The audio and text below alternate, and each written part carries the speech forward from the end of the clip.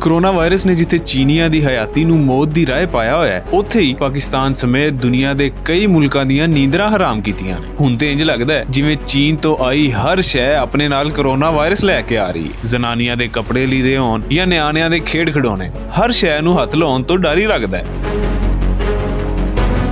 ਜਿੱਥੇ ਇਸ ਵਾਇਰਸ ਨੇ ਚੀਨੀ ਭਰਾਵਾਂ ਨਾਲ ਹਮਦਰਦੀ ਦਾ ਜਜ਼ਬਾ ਵਧਾਇਆ ਹੈ, ਉੱਥੇ ਹੀ ਕੁਝ ਨਵੇਂ ਇੰਕਸ਼ਾਫ ਵੀ ਕੀਤੇ ਨੇ। ਇਹ ਵੀ ਪਤਾ ਲੱਗਾ ਹੈ ਕਿ ਚੀਨੀ ਭਰਾ ਕੀ ਕੁਝ ਖਾ ਜਾਂਦੇ ਨੇ। ਡੱਡੂ ਮੱਛੀ, ਕਾਂ, ਇੱਲਾਂ, ਕੰਨ ਖਜੂਰੇ ਤੇ ਕੱਛੂ ਕੁੰਮੇ ਹਰ ਗੰਦਬਲਾ ਇੰਜ ਰਗੜ ਜਾਂਦੇ ਨੇ ਜਿਵੇਂ ਸਾਡੇ ਬਾਲ ਮੱਛੀਆਂ ਟਾਫੀਆਂ ਖਾਂਦੇ ਨੇ।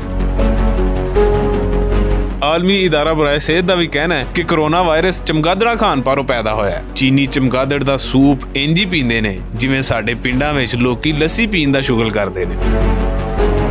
ਬਹਰਹਾਲ ਚੀਨੀਆਂ ਦੀਆਂ ਖੁਰਾਕਾਂ ਆਪਣੀ ਥਾਵੇਂ ਤੇ ਕੋਰੋਨਾ ਵਾਇਰਸ ਵਰਗੀਆਂ ਵੰਨ-ਸਵੰਨੀਆਂ ਤੇ ਨਿਤ ਨਵੀਆਂ ਬਿਮਾਰੀਆਂ ਆਪਣੀ ਥਾਵੇਂ ਸਾਨੂੰ ਦੱਸ ਰਹੀਆਂ ਕਿ ਫਿਤਰਤ ਦੇ ਹਲਾਲ ਹਰਾਮ ਦੇ ਨਜ਼ਰੀਏ ਨਾਲ ਬਗਾਵਤ ਦਾ ਅੰਜਾਮ ਜਲਦ ਜਾਂ ਬਦੇਰ ਕਦੀ ਵੀ ਚੰਗਾ ਨਹੀਂ ਹੁੰਦਾ।